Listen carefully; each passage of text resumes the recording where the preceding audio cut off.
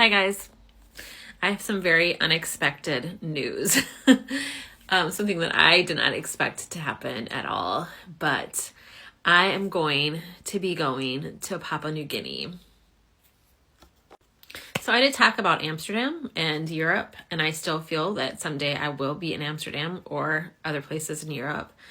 But I also made a commitment to the Lord that I would go wherever He led me and that I would listen for His voice and where He would direct me and direct my path. I only want to do His will. So it turns out that Papua New Guinea was what He wanted me to do. And I'm going to tell you the story of how all of this craziness happened. So I'm in England right now. I'm staying, hanging out with YWAM Thanet here. Beautiful, wonderful ladies that have just helped me out so much. And Rob and Viv, who are letting me stay at their awesome house. I didn't really know why I was here. I couldn't fly back to the United States. So I just thought, well, I'll hang out in England and figure out what to do next. And so really this has been a beautiful time of intimacy with the Lord and just praying and seeking God about what to do about what He wanted me to do. So one week, I was praying with the ladies at YWAM Thanet, and we were just praying for me and just for direction and for God to speak to us, which is a very YWAM. Like, we always want to just hear what God is saying. And while we were praying, I saw a picture of a palm tree and a beach, and I heard the Lord say, "This is where you're going next." Well, there aren't any palm trees in Amsterdam, which is where I was really hoping that God would lead me to go.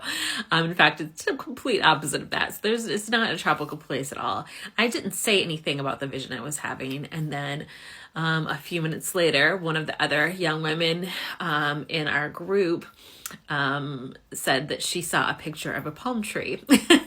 And I thought, oh my goodness, what is happening?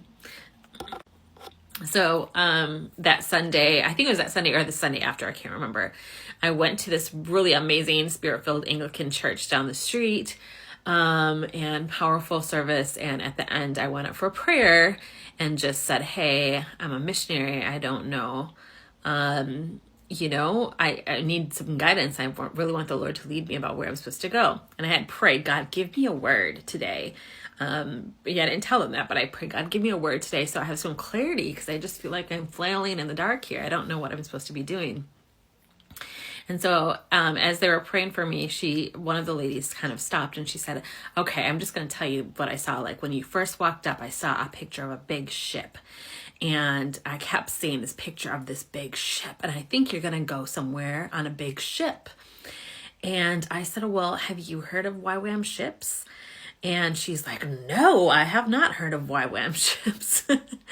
Well, about a year ago, after my DTS, I was looking for a position that had a writer, because I was a writer-editor for another ministry organization, a salaried position, not a volunteer missionary like myself. So I wanted to continue to use my skills and my education for the mission field, but I only found one. It was with YWAM Ships in Papua New Guinea. And I had considered it, but it just wasn't the right time. I'm not sure why, what happened where I kind of veered off that trail.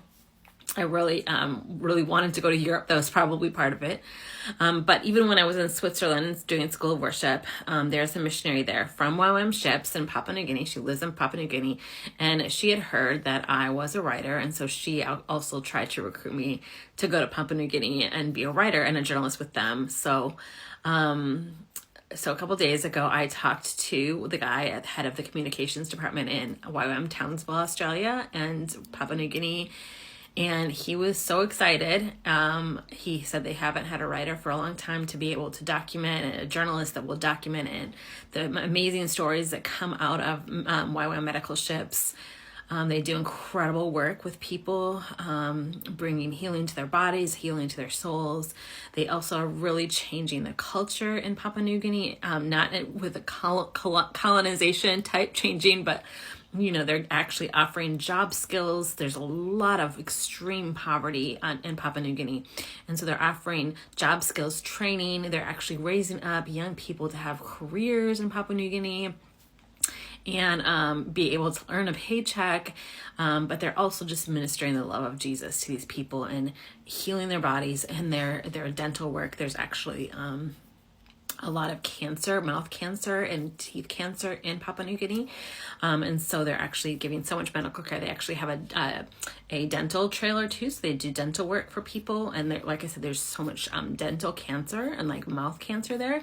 It's actually 1 in every 3 people get dental cancer there, or mouth cancer, because of one nut, I guess, a particular nut that they like to snack on that actually causes the cancer, and needs to be education about it and stuff.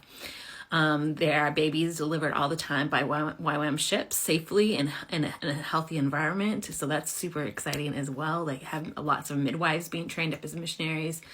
So I'm going to be telling those stories of what God is doing in the lives and in the bodies of people that are encountering the love of Jesus there. And I'm super, super excited about it. I had prayed about it. I talked to this guy in comms at 2:00 in the morning the other day. At 2 a.m. I talked to him because that's what time it was, like a normal time in Australia when I talked to him. So, but yeah, so I did it. And if you would like to be with me on this journey, you can make a tax-deductible donation, a monthly donation, or a one-time donation. I'm actually gonna need money for a flight there. I'm gonna need money for my accommodations for the outreach part. I'm gonna do a month outreach first, and then I'm gonna go on staff. I might do 2 months outreach depending. But then I'm going to go on staff and be a full-time writer / missionary, volunteer missionary. So I will need $550 for accommodations and food, and about $900 to $1,300 for my flight there. On top of all, just normal expenses that I need to live on, like my phone bill and, other things that I need, toothpaste, just different things that I need to be able to just live a healthy lifestyle. So not trying to get rich here, but if you would like to help me donate, if you would like to help me through a monthly donation or a one-time donation, it would be so helpful. And I have got a link on my profile that you can hit or copy and paste, and it will take you right to it. Tax deductible donation through EquipNet. All right. Thanks, guys.